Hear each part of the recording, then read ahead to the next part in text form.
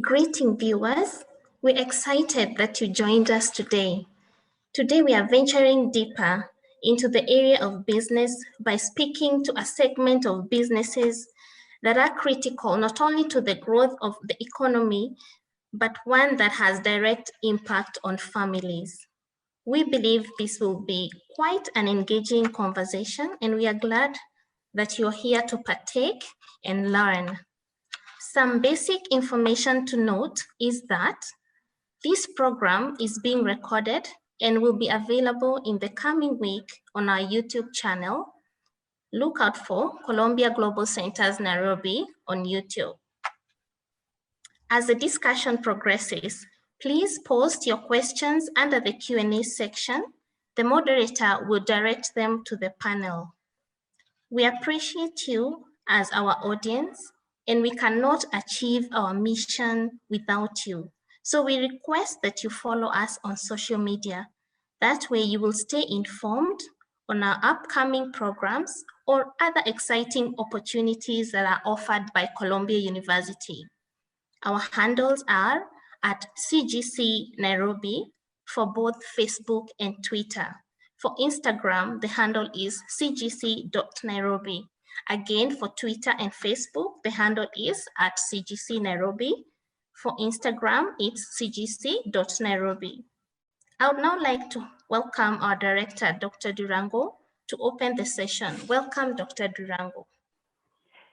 Thank you very much, Pauline. Welcome, everyone, and thank you for joining us for today's event. As Pauline has said, my name is Murugi Dirango, and I'm the director of Columbia Global Center, Nairobi. CGC Nairobi is the Eastern and Southern African regional hub for Columbia University. The center collaborates with Columbia University faculty, students, alumni, and our local partners to create research, scholarship, and teaching opportunities. Through this engagement, the center also hosts public programming to engage and dialogue on pressing issues such as today's program. Today, in partnership with Columbia Business School, Global Family Enterprise Program, and the Strathmore University Business School, we are honored to welcome you to the first in a series of webinars on family business. Today's webinar is titled Sustainable Growth Drivers for Family Enterprises. This webinar will draw from the rich experiences of our panelists and will explore how family businesses in Africa have evolved, the challenges faced, and the main drivers behind sustainable growth of these enterprises based on economic, environmental, and social pillars. Let me now introduce our keynote speaker, Professor Patricia Angus, who will then introduce the event's moderator, Yvonne Wanja Mashuki. Patricia Angus is the founder and CEO of Angus Advisory Group, LLC, an adjunct professor at Columbia University and managing director, Global Family Enterprise Program. She is a recognized thought leader in multi-generational family governance and wealth. She has advised families and businesses, trusts, and charitable foundations for more than 25 years.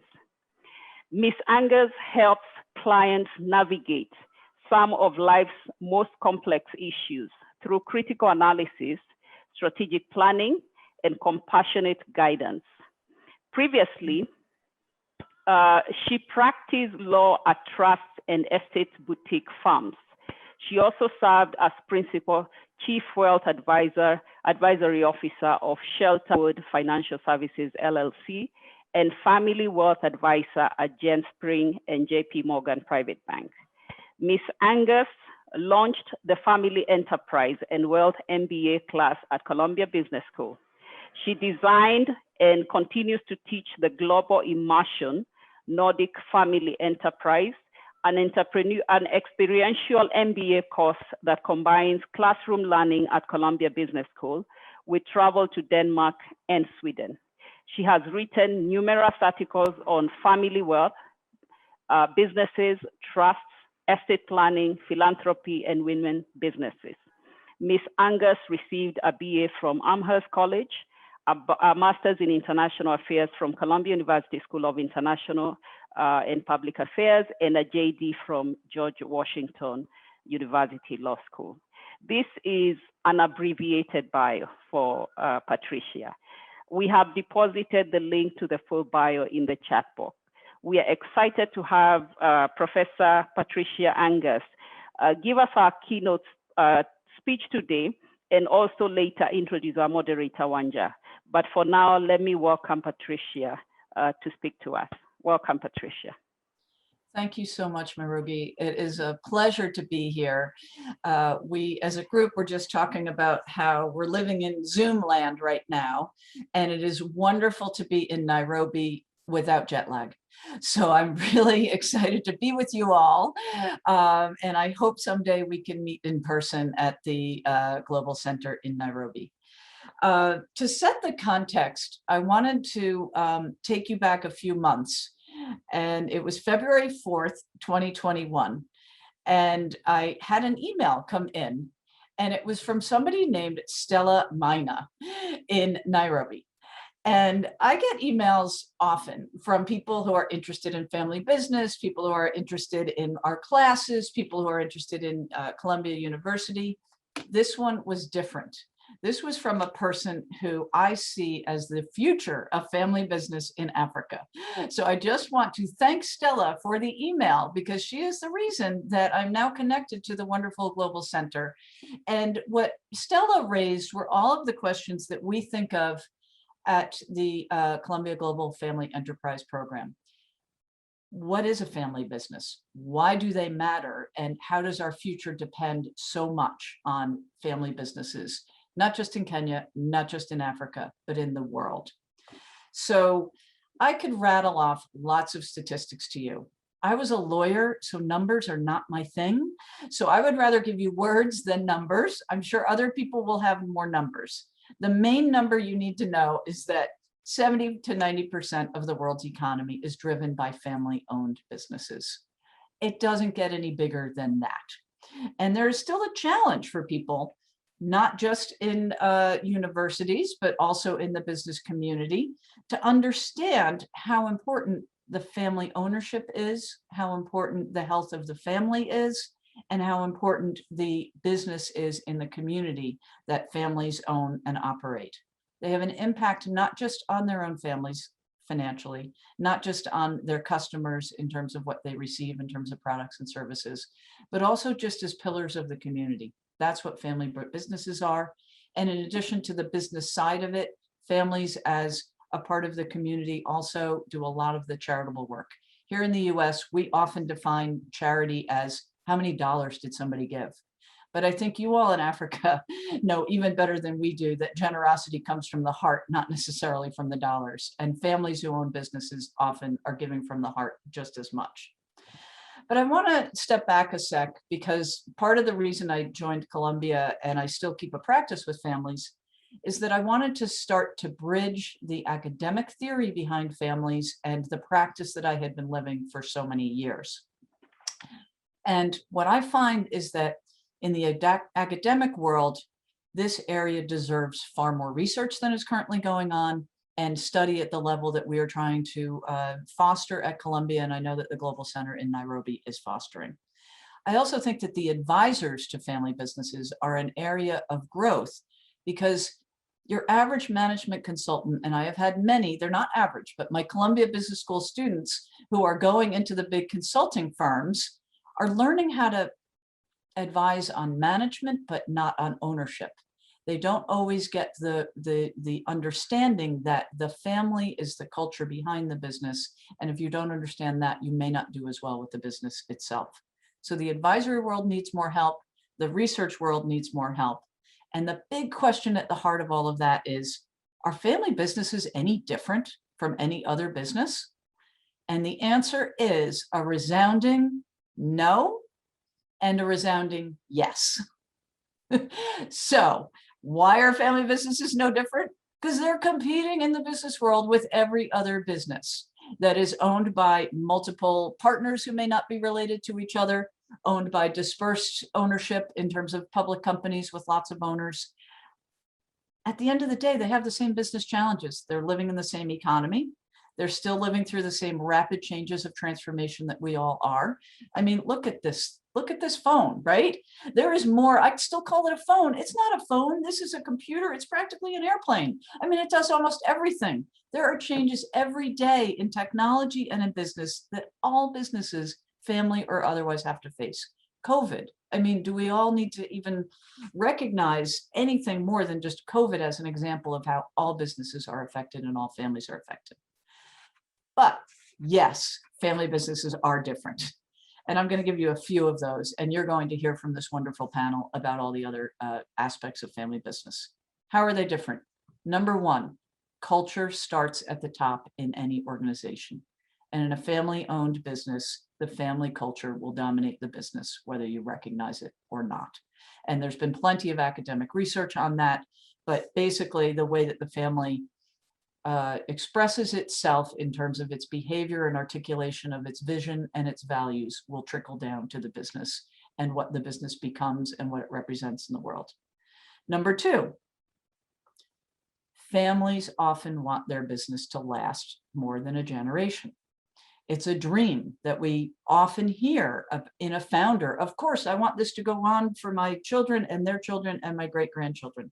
The problem is this hope is not often tied to plans and the strategic planning that has to take place on the ownership side and on the family side is a missing link sometimes. So you have a wonderful dream, but you have to work on what it means to make it happen. So the hope makes families different. Another major difference between family businesses and non-family businesses is that family businesses have multiple goals. It's under the whole area that is a burgeoning area of research in family business of socio-emotional wealth.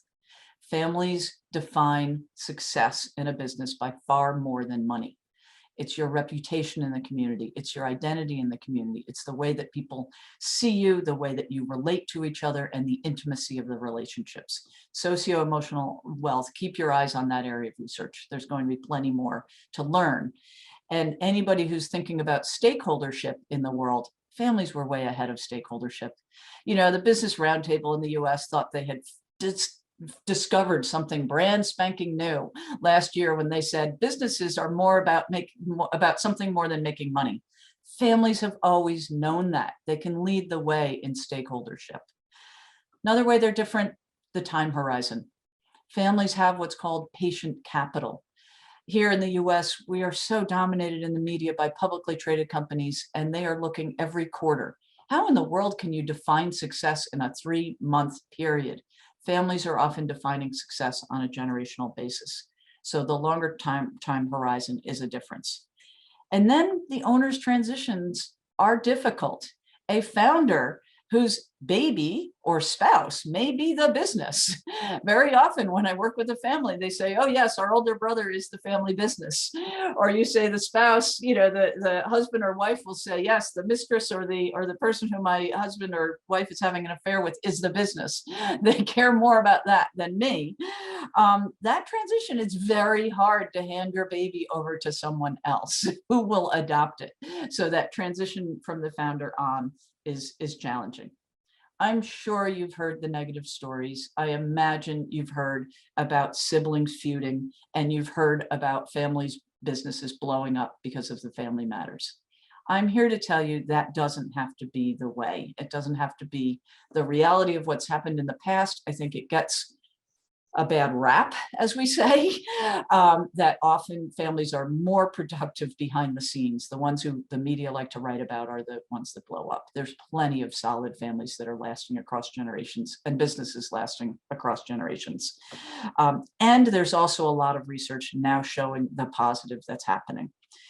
Some of the things that people are researching is families who have entrepreneurial orientations, as opposed to a founder who is the one with all the entrepreneurial vision and everyone else has to just do whatever that person did. Now you have new entrepreneurial ventures in each generation. You have families working on governance, families working on communication, families being intentional about how they do it, And the research is now starting to show, there's some wonderful research out of Switzerland, headed by somebody named Thomas Zellweger at St. Gallen. And he is showing that as opposed to this myth that family businesses die so fast, in fact, family businesses over time end up creating new ventures, merging with other companies, spinning off new opportunities, and coming up with a more collective effort beyond the original business. That's the perfect segue for me to introduce our fearless moderator, Yvonne Wanja Mashuki. She's a family business systemic team coach. She's an independent consultant. She's a tea sector expert. I can't wait to talk to Wanja more about tea because I am never far from my teacup and I want to learn more from her about that. She's fulfilling her passion for development as a member of the tea sector reforms team. So she's looking at policy, and she's a chartered financial analyst, a graduate of Bryn Mawr College, 1996, a Salzburg Global Fellow, and for my purposes, most importantly, a 2002 graduate of Columbia Business School. So Wanja, I leave the group in your hands, and I can't wait to hear what you all have to say. Thank you, Patricia. Thank you, Murugi, for such a wonderful introduction. And I will just pick up from where you left off and provide a bit of additional context for this conversation, and then invite our panelists, our excellent panelists, to speak about the different areas that they deal with when it comes to family-owned enterprises. What I'd like to do is to just unpack this title a bit for context for our audience. And I want to start by defining a family-owned enterprise, which is essentially a unique and complex dynamic of three integrated systems. You're dealing with a family system, you're dealing with an ownership system, and also a business system. So when we look at sustainability and growth and the drivers of sustainability and growth in those three domains, we're talking about bringing harmony and professionalization to these three systems using tools to address challenges that are common to family businesses. And as Patricia said, with the family system, we're dealing with emotional and psychological aspects of family dynamics. And we look at the use of tools like family constitutions, family charters, family councils. With the ownership system, we're dealing with succession, where we look at not only transferring wealth, but also transferring leadership, such as identifying a successor who's capable, reliable, accountable, someone who can carry a strategic vision and establish values at the heart of this triad. With wealth transfer from one generation to the next, be it from generation one to generation 2 or generation 3, we need to recognize the complexity from generation to generation. So here we look at estate planning and the use of legal instruments such as wills or trusts, and the management of that wealth, as well as the legal instruments that help in the management and organization of this wealth. So these instruments ensure that the family's needs and those of dependents are taken care of. They include trust deeds or insurance policies, shareholders agreements. And then we come to the business system, where we are looking at governance and management elements of running the business. For instance, establishing professional boards with term limits, independent directors and advisors, bringing on board professional managers where necessary skills may not necessarily be present in the family, or upskilling where necessary. So as we go along, I'm going to just throw some points of reflection also to the audience. When we're looking at these systems, a good point of reflection is whether the value system at the family level extends to the ownership and business domains.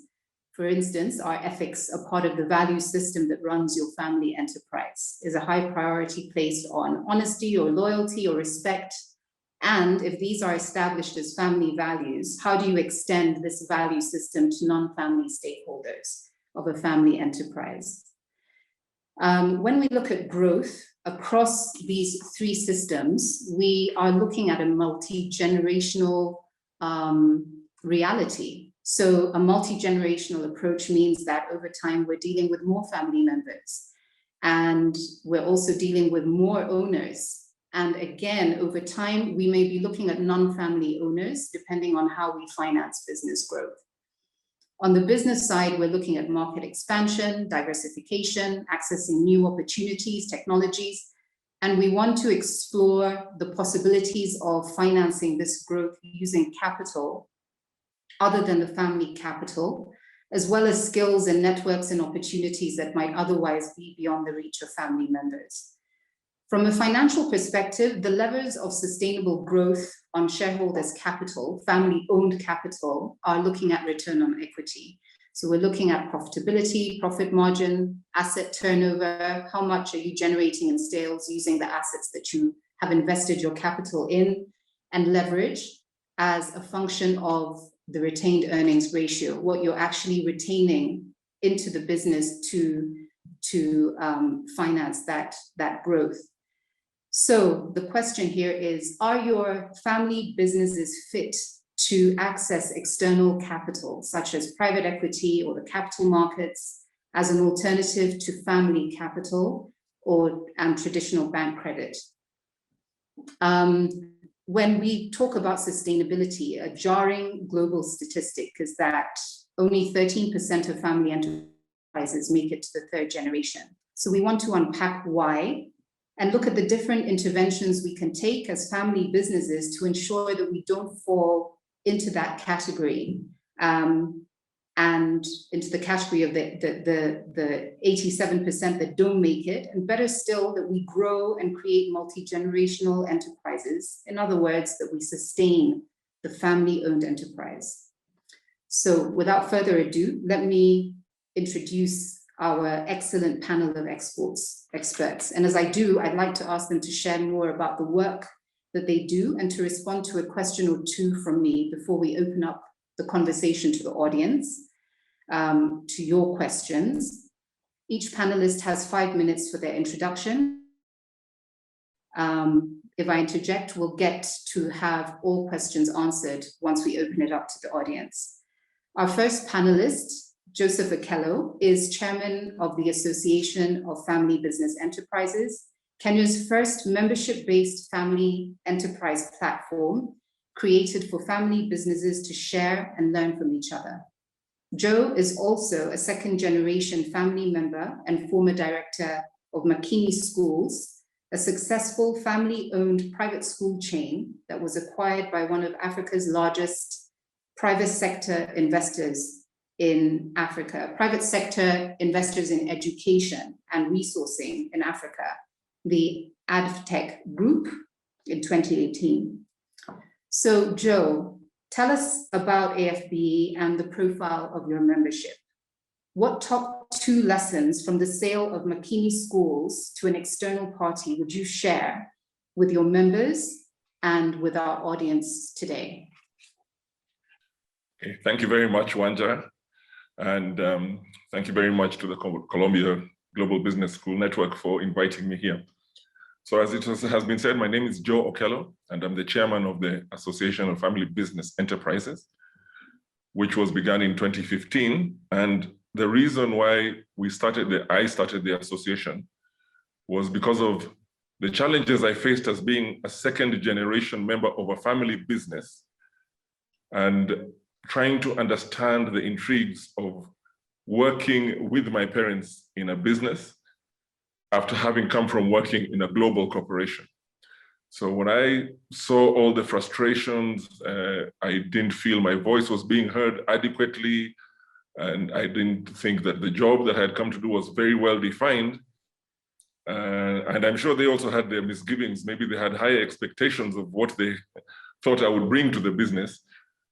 I then thought it would be wise, much later after I had joined the business, to start an association of family business members. So what we did was I called 10 of my friends who were all second generation into a hotel room, and we sat and decided to come up with this association. And I was so sure that it would be very successful when I saw the kind of response from the friends I'd invited for the meeting that I rushed off to register an association. But lo and behold, only one of the 10 friends, they still all 10 are my friends, only one of the 10 friends joined the association. The other 9 said it was too emotive and they didn't feel that it was secure enough. The association has since grown since its inception. We have over 120 members.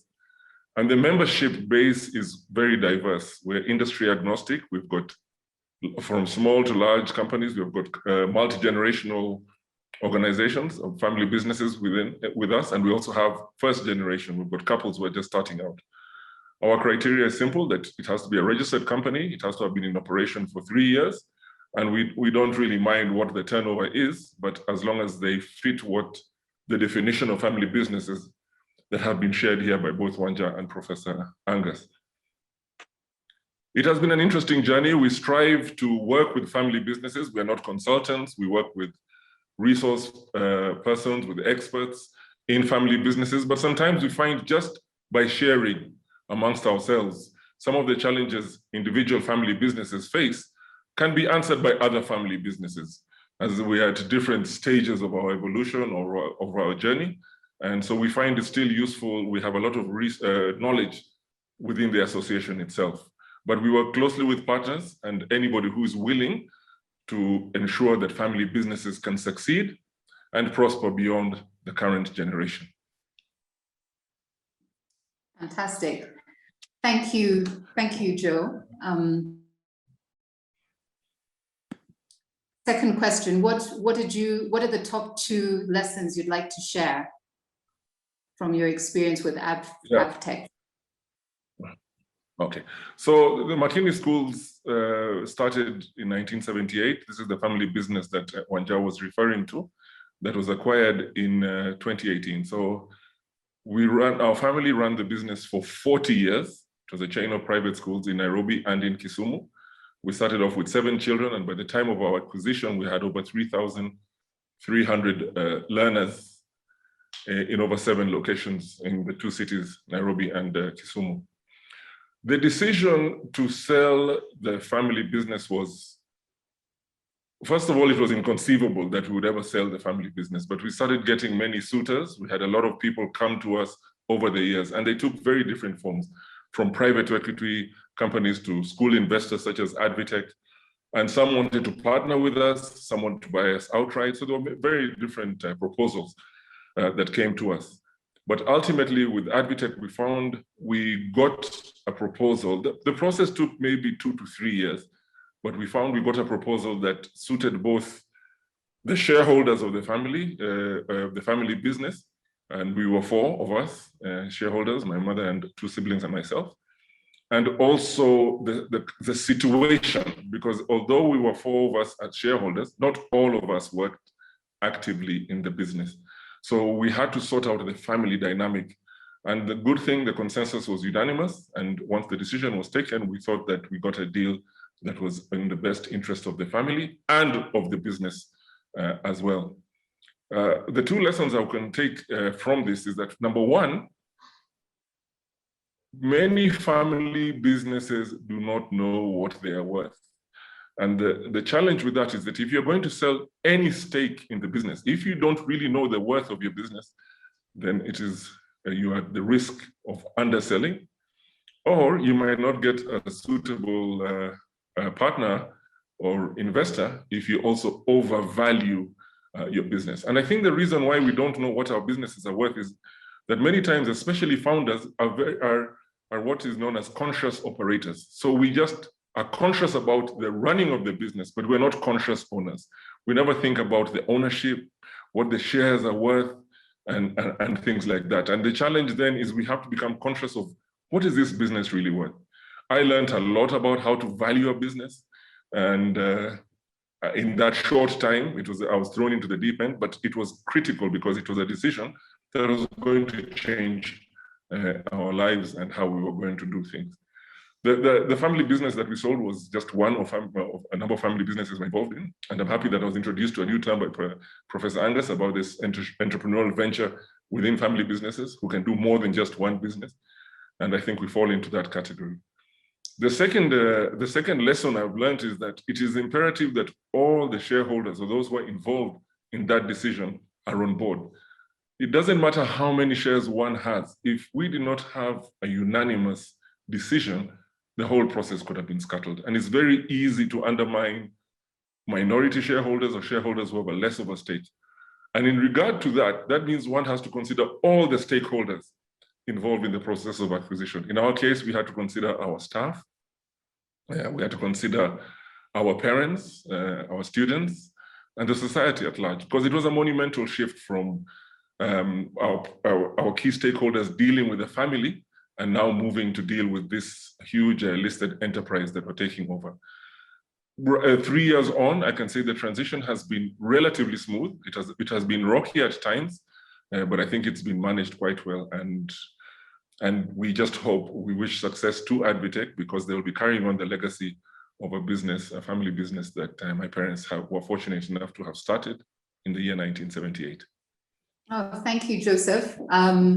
You've got a wealth of information there, and it's great that you're sharing that with the membership of AFBE. So I encourage the audience, ask questions, share your questions in the chat box, and if you've got follow-up questions for Joe, we can put those forward to him. Next, I'd like to introduce Darshan Shah, who I think would be very well versed in helping family-owned enterprises understand their value and how to measure that value, something that Joe has said is very important and integral to accessing external capital. Darshan Shah is a partner with PKF East Africa and is currently the head of audit and assurance at PKF in the East African region. His work in this space spans more than 20 years and has included financial due diligence, tax restructuring, and family succession planning, and helping family businesses professionalize. Darshan, welcome. And I will invite you to share with us your areas of focus and then also respond to this question. At what stage, is it before or after a succession event, such as the death of a founder, do family businesses seek your services? And also, which services in particular are most family businesses looking for? Thank you, Wanja. Good afternoon, everyone. I hope everyone's keeping well and safe in the current circumstances. My name is Darshan Shah. I'm a partner with PKF, and I am heavily involved in our family business offerings that we have. Of late, more and more discussions that used to be put to the back burner, right, if I may say so, are starting to come onto the table. I believe the pandemic around COVID is an accelerant to that, to start bringing the older generation to start talking about some of the succession issues. Principally, when I deal with the Kenyan families here, Kenyan businesses here, what I generally tend to see is that such discussions are kind of left too late, not started earlier on. Shareholders, owners, senior members of the family kind of do not want to bring about those discussions, even discussions as simple as a will, for example. And you may get shocked as to how many entrepreneurs and family business owners out there actually do not have a will, and how many of them would have actually started thinking about wills during the COVID pandemic and seeing unfortunate events happening around them. In terms of your question, I think historically we've been seeing more of the discussion starting when someone passes away, when a brother passes away, when a father passes away, and you start now having all these deep discussions as to what to do with the business, what help people need. But over the last year and a half too, we've seen a gradual change, and over the last 12 months, it's a lot more accelerated.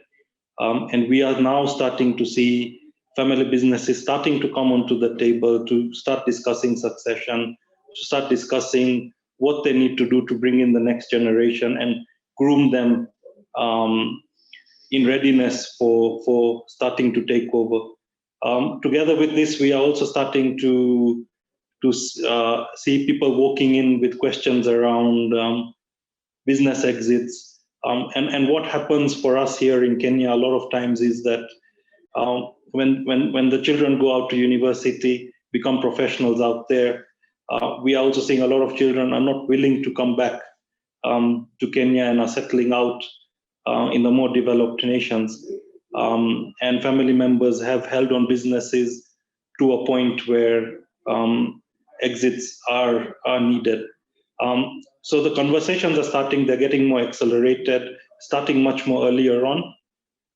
But from my perspective, still too late, because when you're looking at an exit, when you're looking at grooming your successor, etc., you actually need to be 3 to 4 years ahead and starting to ask those questions 3 to 4 years ago, possibly, before the actual handover, before the actual exits start. And principally, when we're looking at exits to third parties, again, valuations. Joe spoke about understanding how valuations work, etc. But setting up the business for 2 or 3 years before an exit enables a business owner to maximize on that value. So thank you, Wanja. I don't know if that's clear enough. Fantastic. That was great, Darshan. And maybe also later, once we move into the conversations, if you'd like to put up your slides, because you have some very informative slides, if you'd like to do that, we could. Sure. I'd like to move on to panelist Joseph Wanjuy, who is a second-generation family member of the Bowen Group that has interests in real estate and hospitality.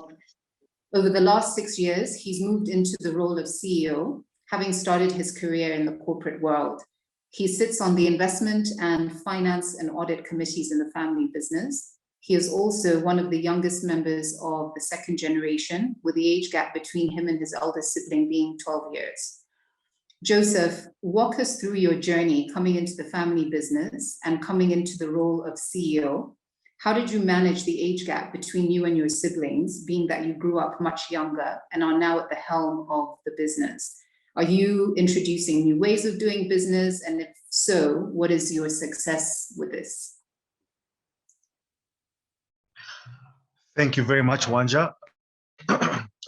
And thank you very much to CGC for having this discussion, this panel. I think it is a very important thing that we're discussing now as we're moving into this world. Yes, as you said, as Wanja just said, our family business has been in the real estate and hospitality business for over 35 years, having been started off, of course, by our patriarch and run primarily by our matriarch.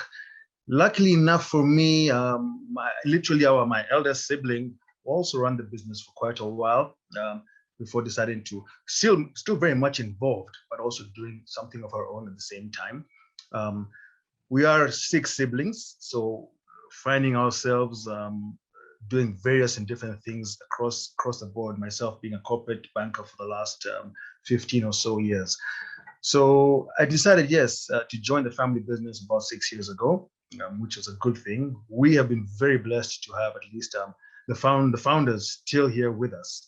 And therefore it has made blending into the business, well, I'd say easier. One would say easier because at least you have historical information that you can get to. And of course, being able to tap into and learn a lot. I mean, you would think that coming after working 15 years in corporate, you'd know everything, which is something that I came thinking that I knew, only to get a shock that I don't know everything. And it has been a learning experience. But to what Darshan is saying, yes, taking time and having the time to blend in and know what the business is about and getting to understand basically what the founders, in this case my parents, were thinking and what the vision was, has helped me very much vis-a-vis other families who unfortunately have been thrown into it by either death or something that has happened as catastrophic. So we've been very blessed in that field.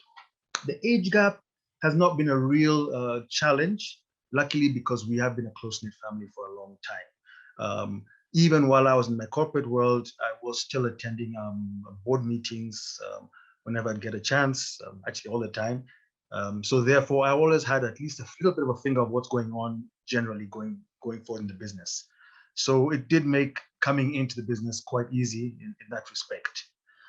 My siblings have accepted me in terms of rising to the top, if you can call it that. I wouldn't say it's something that I was told, let's do it, or it almost just happened naturally by virtue of the fact that we all worked together.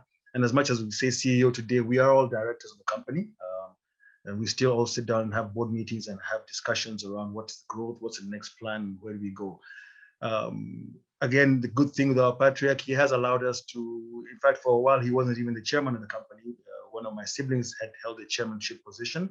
And therefore it helped also just show that we could spread ourselves around, allowed him to sit as a board member and just take direction. I think it must have been difficult for him, but it was something that has worked for us in terms of just helping us also gain our confidence and being able to speak our minds, say what we think, shot down very many times without a doubt. But nonetheless, some points do get through over time. So it's been an interesting experience, an interesting ride, one that we're still trying to continue and traverse on a day-to-day basis. And to be very honest, I think it's something that when coming into this business, I did find that I wouldn't say I started anything new per se, but in terms of you come from a corporate setting, you come into a family-owned business, yes, there are some challenges, especially with regards to items such as corporate governance and the likes. But I think I've also been lucky as well that the founders were progressive enough to ensure that we had professional management. So being in the hospitality industry, and you have to have and ensure you have a good HR manager, you have a number of people that you're managing. So you have HR managers, you've got an accounting and finance team. So it was easy for me to blend in. Of course, a lot of stuff has to be tweaked and worked on, which is what I really have been doing over the past 6 years. And I'm still doing to this day. It's still tweaking and working on it, trying to make it work for me. And then hopefully then as moving along within the same concept and within the same vision that they had, is trying to think of new ideas. What do we do? Again, luckily we sit as a board and as a group together and discuss what is the next vision, what's the plan. One of the things we've tried to do over the past is get individual, or rather independent members to join our board, so as to provide some new thinking into the game. So it's not all just a family-based thought plan, because then what happens is we'll all gravitate towards what the patriarch is saying, and therefore you might lose a bit of that independence. So that has also helped us a little bit in terms of how do we manage and how do we gear ourselves up for the future and what is happening. But yes, as I said, I'm glad to be in this panel, and hopefully I can share more of my experience and my journey. Thank you, Joseph. Great to share with us that, inside of these roles, it's a continuous learning process. And I think Raymond, our next panelist, can share with us the experiences at Strathmore, where he is the Director, Center for Research on Organization, Work and Family at Strathmore Business School. Raymond is also a PhD student at the Nelson Mandela University and is doing his thesis on digital innovation for family businesses. Welcome, Raymond. And please give us an overview of the family enterprise courses offered at Strathmore and how these have evolved over time. What is the impact of the programs that you offer? And what are the challenges you see as far as integration of your coursework into the family businesses? What is the experience with that? Okay, thank you very much. Something very interesting happened to me as a technologist. My laptop just crashed, so I'm speaking out of my laptop. I'm out of my phone, so my apologies for that. I had spent a bit of time setting myself up very ready, and then this happened. So I hope you can hear me. So yes, I am the director for the Center of Research on Work and Family. This is a center we established with my executive dean in 2006. And at that time is actually when I left Strathmore to join the corporate world. My background is IT, but I have a lot of passion for the family. So when we set up the center, we had three ideas. Well, initially one idea which comes out of the thought that he has and the thought that is generally the university spirit, which is to look at, all-round education. So we were very keen on understanding the dynamics of the family. At that time, when we set it up in 2006, I had it envisioned that I would be interested ultimately into family businesses, and also that the business school, which came around the same time, would eventually get its feet into a family business course. So initially the idea was, okay, let's see whether we can research on the family and look at the impact of the family holistically on society. And that was more or less one of the thoughts out of my bosses, Dr. George Jenga thesis on society. Then the second idea that we had an intention to research on was work and family, the two interfaces of work and family.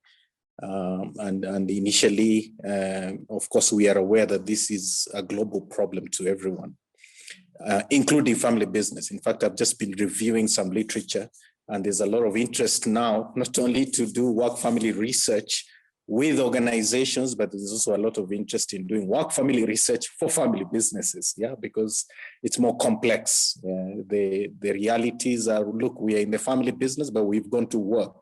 But how do you sort out the conflict of work and family balance?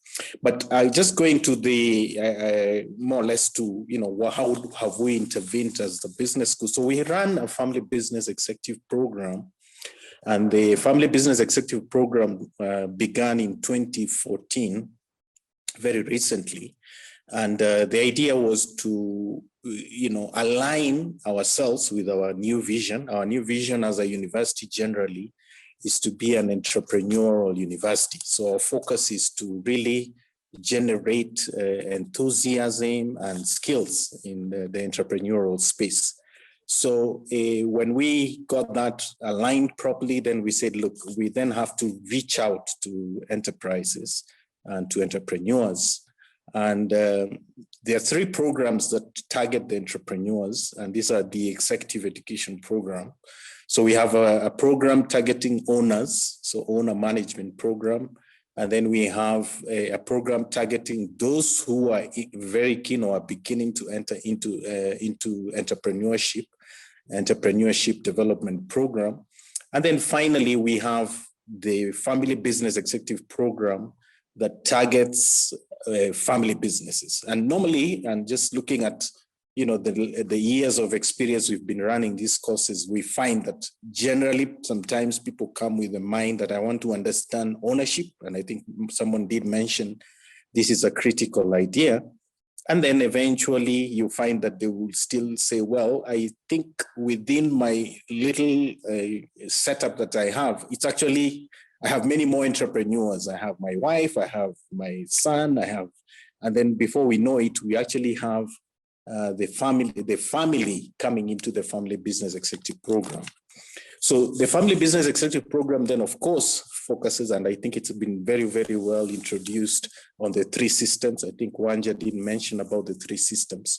And one of the things that we are very strong in is understanding the family system. And within the family system, one of the critical things we've had to focus on, and I think this is one of our unique propositions in our program, is the personal dynamics, because personal dynamics come before family dynamics. And it's very important that our participants are able to understand this. So personal dynamics, then family dynamics, and within family dynamics, of course, the key is to try and also bring some of the other ideas that we have on the other areas we are thinking of researching, work family research, and also just the family itself. So because of that, we've been able to help very many family business reflect on ideas that can help them to be better families, and also to eventually get the ideas correct from the family points. So that is the course. So I'm the academic director for this course.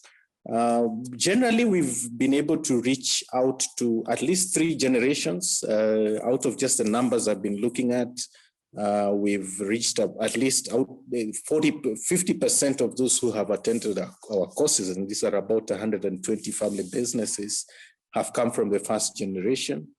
And then we've had 40% coming from the second generation, and then only 10% coming out of the third generation. The other thing we've had to do over time is we realize that, of course, when we invite people for these courses, you find that because of cost or because of the founder syndrome of thinking, look, I managed to do this without having attended any course, you find that people have many ideas that, look, let's just send one person and let us understand what exactly is going on, what knowledge they will get. And of course, this will not have a major impact if it's only going to have, we're only going to have one person benefiting from a family business executive program. So what we've done over time is to incorporate a coaching element. And the coaching element is something we address to all the family members involved in the business. So even if we have 1 or 2 attending the family business executive program, what we've had to do is to ensure that while they attend this course, then they are able to go through a number of coaching sessions, 3 or 4 coaching sessions as a family, so that then they can understand some of these nuances coming out of what are the personal dynamics I need to think of, what are the family dynamics I need to think of. And then finally, another idea, of course, as a university, we have very many other research centers. So out of our law school, and based on the fact that these days conflict is seen more as a mediation, the intervention is seen more from a mediation point of view.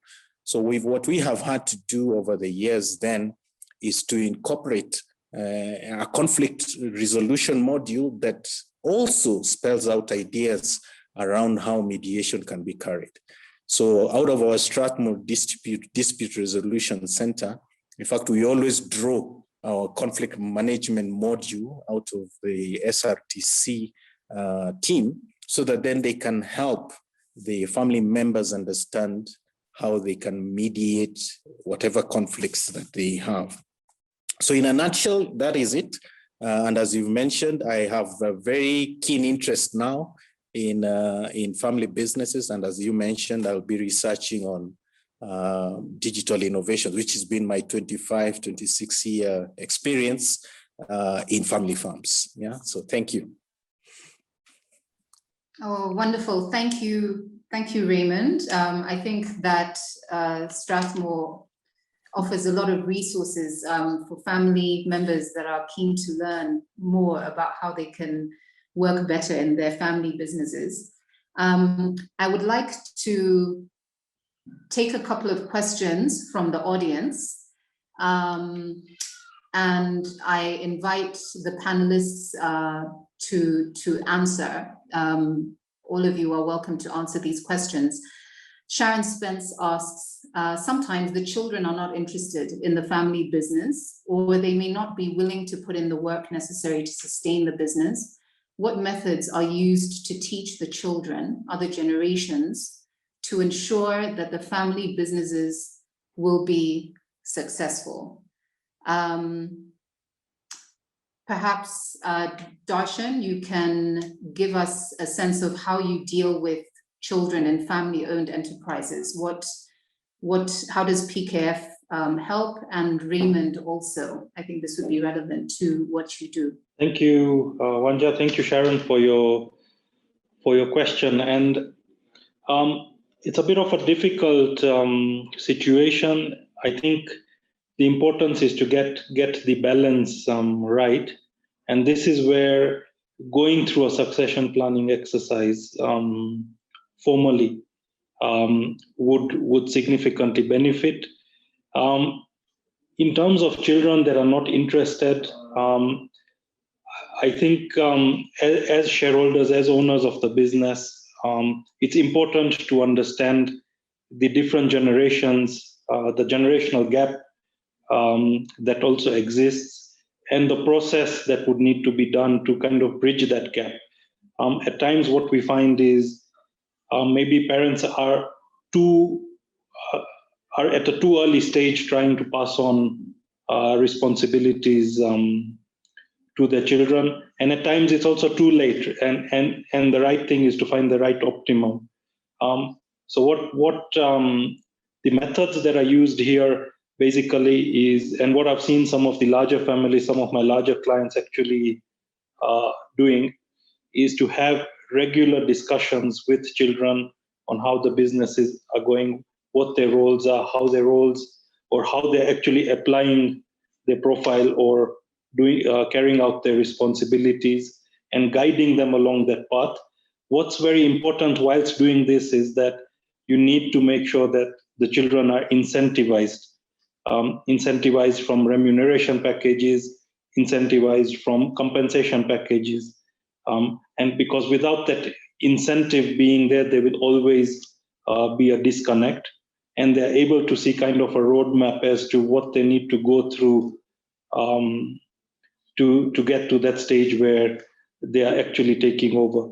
Experience from some of my larger clients is that they generally start their children in from very low and simple positions in the business, and require their children, and most of the successful family businesses actually take their children forcefully through all their kind of key roles in the business. And I have seen children handling stores, for example, right? What you would not expect them to actually be in. And the main reason is that they understand the whole business holistically when at the point when they're taking over. But the main answer and the main stumbling block that I see is the amount of time spent with the children and grooming them almost on a daily basis, and bringing down the older members of the family, just starting to understand what the generational gaps are and the outlook on life, which may be different for the next generation, and bridging that gap. Thank you, Wanja. I hope my answer was clear enough. Thank you, Darshan. Raymond, do you want to have a go with the... Yeah. So maybe I could comment that, of course, in Kenya, if you were to look at Kenya, there are 3 types of family businesses. So we have people from Darshan's community, the Asian community, who you could say have a bit better experience in involving the next generation. And then we have your typical, I think we have now the second generation businesses that were set up. I mean, those ones who are joining a second generation, some of these businesses were set up by what you'd call the old guards. Okay, so they were very stuck in the way they did things. And if you were to look at, your original Kenyan family, African family, they probably had a different way of just even engaging, even just from a relationship point of view.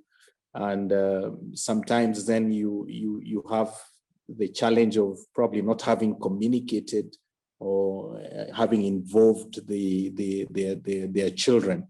I mean, the story from Joseph Wanjuy Jr. is interesting. I mean, that's an exceptional founder of a business who was able to involve them. He's also been able to involve them while he's still alive. So I think this is actually the messaging we are giving out to those who come, and we are telling them that, look, it's never too late, but of course it's not going to be easy. We need to have conversations. We need to have discussions. And I think just looking at the participants who've come for family business courses, at least we are beginning to, probably for the first time, have people on the same table, the older and the new generation, discussing the family. And since we could say the climate at the moment is able to facilitate dialogue in general, I think there are many more people who are interested in dialoguing. Then for the younger ones, like if you look at our statistics, the 50% are first generation businesses. So what we are suggesting, let's learn from the Asian community. You saw that they involved their children early in the business. Let them come and count the shillings, even if they're young. Let them come and just be involved, get to understand what's going on. And then also we have at the moment, the challenge of employment, and people then are looking at entrepreneurship as an option. So this is going to help, especially the first generations. And then of course, then what we do is to discuss all these other dynamics so that people can see and they can go through case studies to understand this. Then at an undergraduate level, of course, in the business school, we have a lot of entrepreneurial and innovation programs or courses that are able to help the young generations who are in university to understand that entrepreneurship, and not just any entrepreneurship, even entrepreneurship in the business that your parents are undertaking is something to consider as a way of employment. So don't shun it and get involved, get interested. Yeah.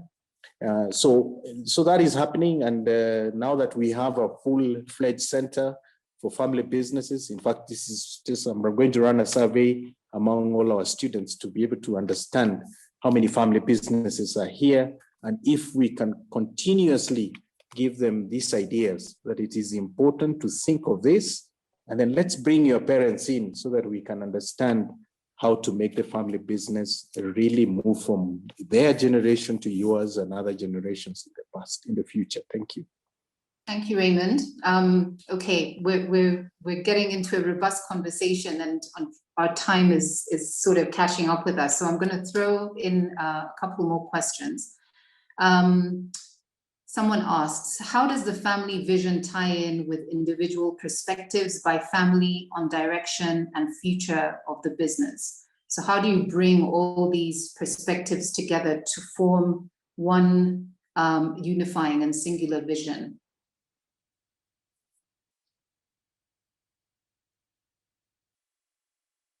Perhaps Joseph Okello, I will ask you to answer that. You can share with us how you did that with your family business.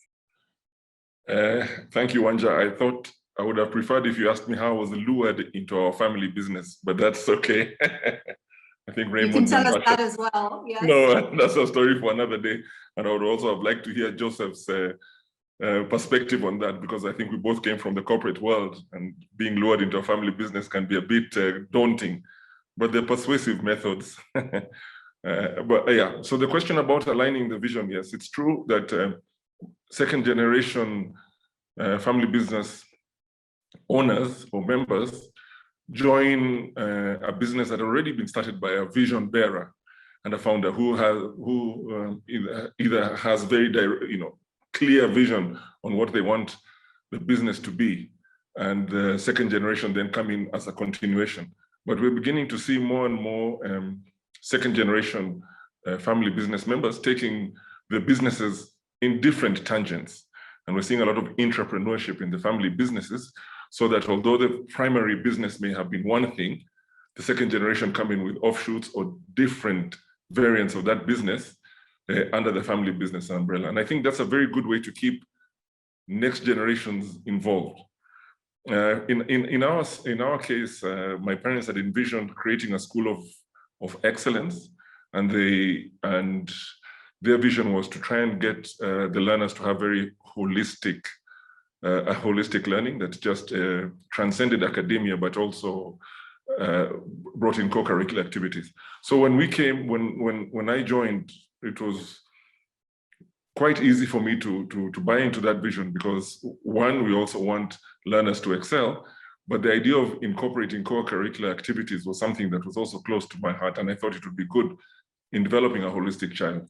But ultimately, I think the onus is on both the first and second generation to clearly communicate and articulate the vision, let it be understood, and to incorporate ideas from the next generation.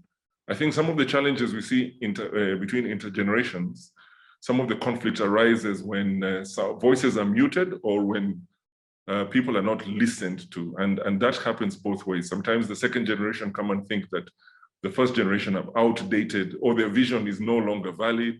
They do things in a very outdated manner. And yet there's a lot of wisdom and history, as Joseph stated, that lies within the founders. And they know they've navigated a lot of things. But similarly, I think that the founding generation should be receptive to the new ideas. We see a lot of founders now insist that the second generation should work outside the business before they join the family business. And that was happened in my case. I never thought I would work in the family business, but I worked outside of it. And then, of course, I then joined it. And I think by working elsewhere, you learn quite a number of things, not only about how businesses run, but even how to take instructions and whatever sense of entitlement one had is not there. But it's also to be able to synchronize, because even in corporates, people have to come together and get ideas together for the vision that a corporation holds. So I think communication plays a vital part in that, and just being accommodating, listen to what everybody has to say and try to align it with the vision. It's rare that we find visions that are not progressive or look or sound good. But normally we find that what we do is quite contrary to what we say we do. So it's something that involves, I think I'm a big believer in bringing all voices to the table. Thank you. Thank you, Joseph. That was very well answered. Joseph Okello. Now I'm going to put this question to Joseph Wanjuy, Jr. The question is, the relationship between family businesses and corporate sustainability is largely moderated by institutional factors. If we're looking at emerging economies like Africa, India, the frail institutional mechanisms, including weak governance structures, may incentivize family businesses to expropriate minority shareholders and thus investment in sustainable practices. However, given their overarching motivation for transgenerational succession, how do these businesses integrate their conflicting dimensions with respect to achieving sustainability? So it's a governance question. How do you protect minority shareholders inside of a multi-generational family business? Tell us, Joseph, I think this might be a good one for you to answer. In light of what you may be doing to put in place governance structures.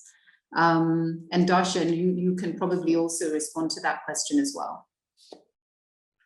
Thank you, Wanja. I mean, from our side, literally, yes, one of the things, as I mentioned, corporate governance is important.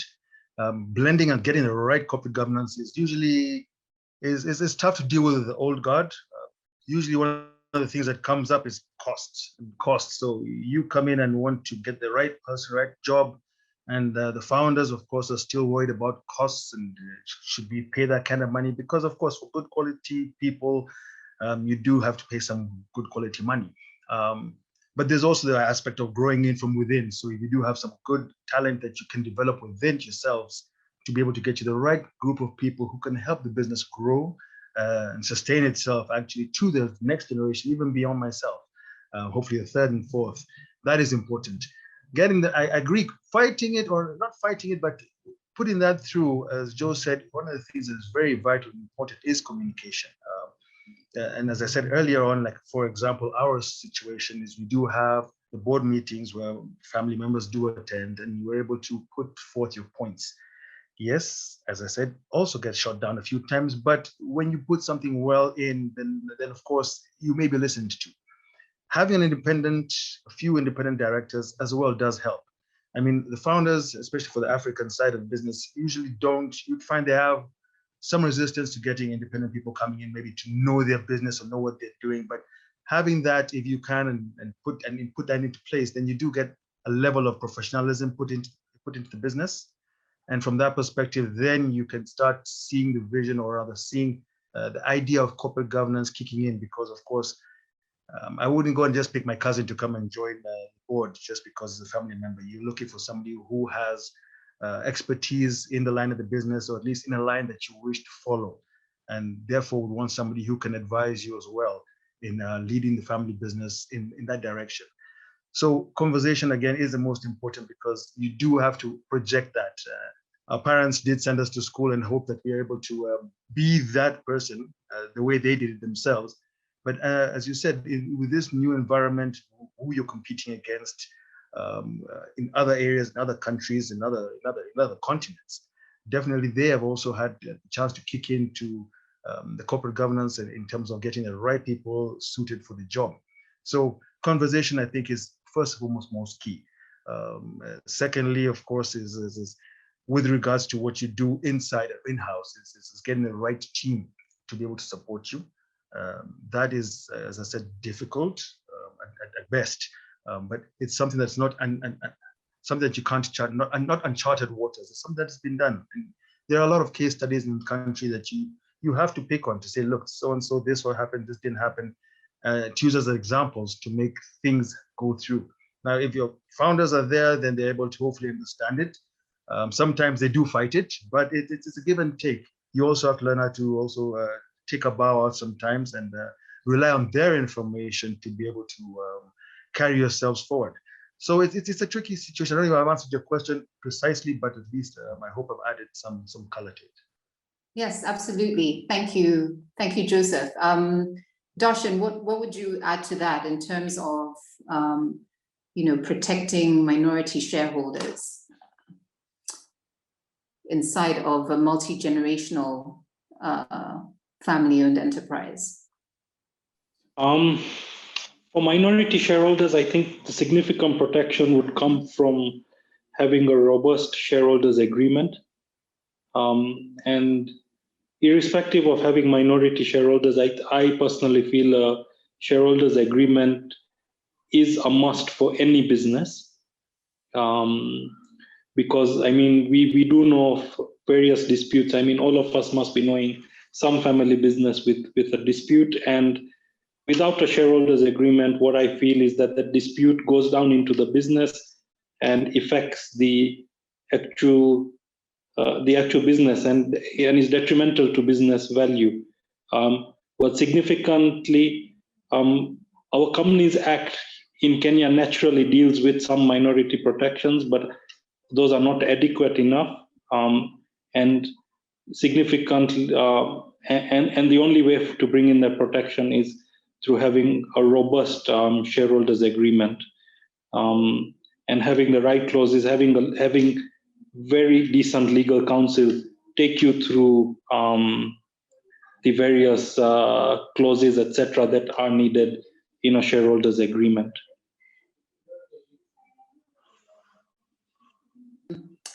Thank you, Darshan. I want to ask a slightly different question, and this deals with extended family members. So the question is, how do you deal with someone about family business with a spouse in generation 2 from in-law acquired inheritance? So when you're bringing in extended family members into the family business, family capital, how do you deal with that? Okay, so that's quite a topic that can bring out very different emotions in various family members. And two ways that I think that integration and that can happen is, number one, documentation and communication.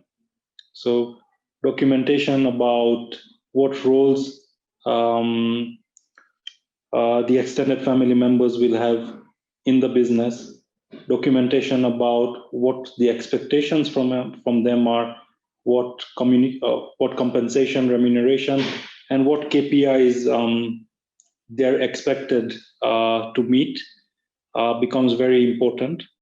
And then going back to, again, having a shareholders agreement that does cover those elements, a robust shareholders agreement that ties kind of all those discussions down and makes them binding, with the necessary exit provisions, etc., in the event, in an unfortunate event occurring. One of the issues when dealing with accessing external capital, and I spoke with some of you about this when we were preparing for this, is cleaning up the books. Family businesses tend to be very insular. They're insular because whatever goes on in a family business stays inside of the family business. So when accessing external sources of capital, with all the cleaning up that has to be done, what have your experiences been with that? Joe Okello, perhaps you can share with us what your experience was before bringing in an investor, and also, Darshan, perhaps you can also tell us what your experience has been with that as well.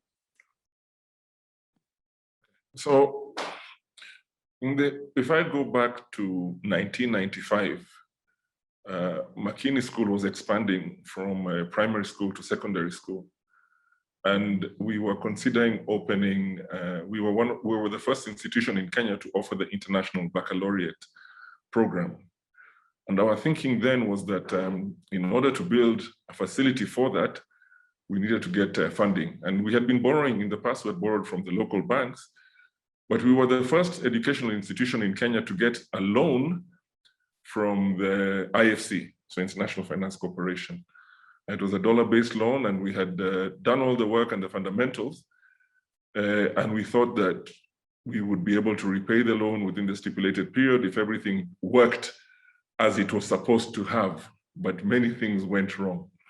But that was really our first exposure to the kind of scrutiny and transparency that is expected of family businesses, or businesses indeed, when they're borrowing funds from external parties who don't really know them.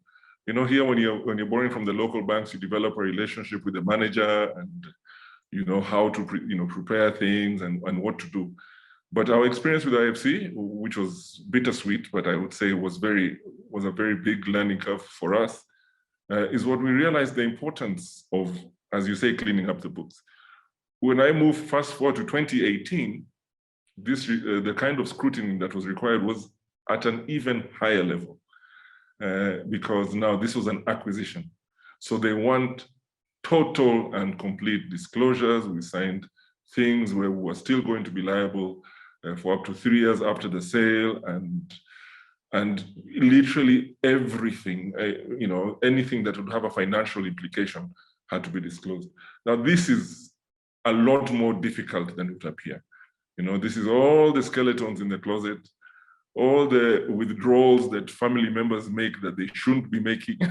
I mean, it's quite in-depth, and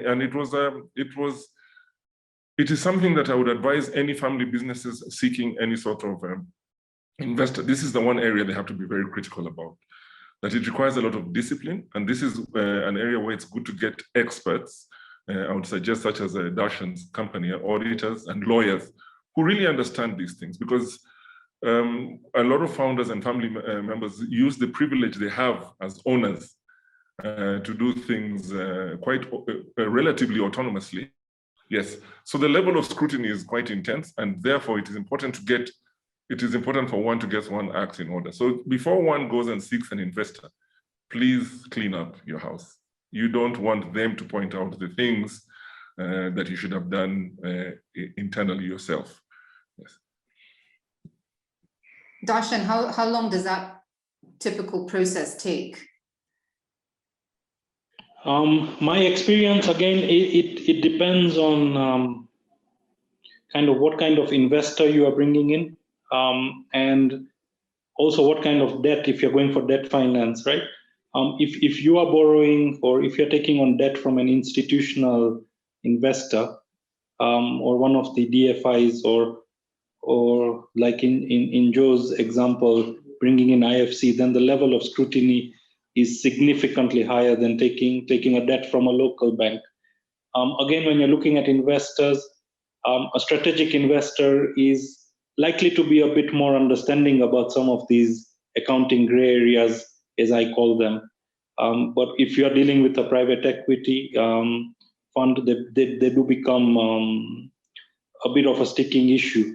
But the importance, first in terms of cleanup, normally I would recommend about a 3-year process before a transaction. So you would anticipate a transaction after 3 years and start your cleanup process now.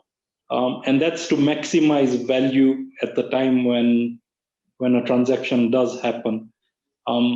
Because that's the aim of a family business if they're bringing in an investor to maximize value. So about a 3-year period is right. But there are ways to maybe short circuit that. We've seen a lot of businesses go through almost like what we call a vendor due diligence. So they're bringing a legal team to do a due diligence for the shareholders, a finance team, a tax team, a risk team, for example, who go through all the processes, pull out all the issues, and help you clean them up in a much faster, so as to again enhance value. The aim is enhancing value for the shareholders. So 3 years, I think, is about the right answer when to start thinking about it. From my perspective, yeah. When it comes to enhancing value, when it comes to basically starting to look at the business from that perspective, and perhaps Raymond, you can shed some light on this. How prepared are family-owned enterprises that attend your courses, family-owned enterprises that walk into Strathmore Business School? How financially literate do you find that family members are to sort of understand their books? And even in looking at accessing capital, understanding the metrics, the ratios that with which they can assess the financial performance of their businesses. What is your finding with that? Yeah, thank you, Wanja. Generally, looking at the family businesses that are there in Kenya, you'll find that they have an accountant somewhere. But what they probably haven't done, many of them, is to try and understand these numbers, yeah, and understand what they mean, understand what is their impact, and eventually, progressively, I think here we are discussing a very interesting topic on funding, to understand then what more can you use your books, or how can you have cleaned your books, or how can you present your books in a way that it can facilitate more funding for you. So many people are still novices, if I could put it in those words, around the issue of financial management and financial education. So we are having to educate them on basic skills. And even, okay, looking at the family executive program, usually we just focus on the family business related issues. So for these kind of things, you will find that many people then begin with what we call the entrepreneurial program, enterprise. And from there you go into just, how do you put books together? What kind of conversations should you have with the accountant? What kind of conversations should you have with the bank? So there's quite a bit of novice in this area. But I think generally the newer family business owners, the first generation family businesses are more open. Of course, typically they have gotten an idea or two around there is CPA, there is this and that. So they have a better grasp of what it means. And then it is easier for these first generation family businesses. Thank you. One last one, and this one goes to Joseph Wanjuy Jr. In response to something that Joe Okello had said about, when they initially started AFBE, just one in 9 of Joe's friends joined because of the emotionally loaded aspects of family businesses. And Joseph, you said you seem to work quite seamlessly and quite well what advice would you give family businesses in terms of, gelling and sort of dealing with the emotional landscape that is obviously inherent in family businesses? If you could just, a couple of minutes before we close, because we've got 3 minutes to go, but it's an important one. Thank you, Wanja. Well, that's an interesting one, definitely. I will not lie to you, we have had our share of fights. What we decided to do as siblings, and I wouldn't say it's the young guard versus the old guard, but it's one of those just to show that we are a united front, because if the patriarch is the founders are gonna will or want to leave the business to you, they have to at least see that there's some level of control, or at least some level of understanding amongst the partners, being us as the children. And in this case, we decided to have quarterly meetings. I've got siblings across the world. One is in Australia, others in Mombasa. So I've got siblings all over the place. But what we agreed to do, at least once a month, we'd have a normal family call, but on a quarterly basis, we would sit down, have a good Zoom call such as this, and therefore hash everything out. When we do have a chance to get together, it may be more social as we sit down, but definitely the business always does come in. The truth does come out in the spirit, in terms of, at one point you just have to call each other out. It seems rough now, but I think it is better now when, especially for me, because of the founders are still there, you can hash out a lot of what people may think or may not, or may think that is an issue that has to be addressed, that you do not want to have to address in the future when you can't ask the right person the question, why did dad do this? Why did mom do this? Why did they do this? So I have the lucky and fortunate position to be able to, we can fight. We do. I won't lie, it's not all rosy. But as long as we understand that it is, one of the first things that you have to understand that we were first told is that, look, this is my money, not yours. That's what first thing that, and I think it's a common thing amongst African parents. This is my money, this is not yours, this is my business, not yours. But then the story then slowly changes over time, and now it's your business. What are you going to do for the future? And that's what got us thinking that we sit down and discuss it. Fantastic. Thank you. I think that offers a lot of inspiration for everybody who's dialed in to join us in this fantastic conversation.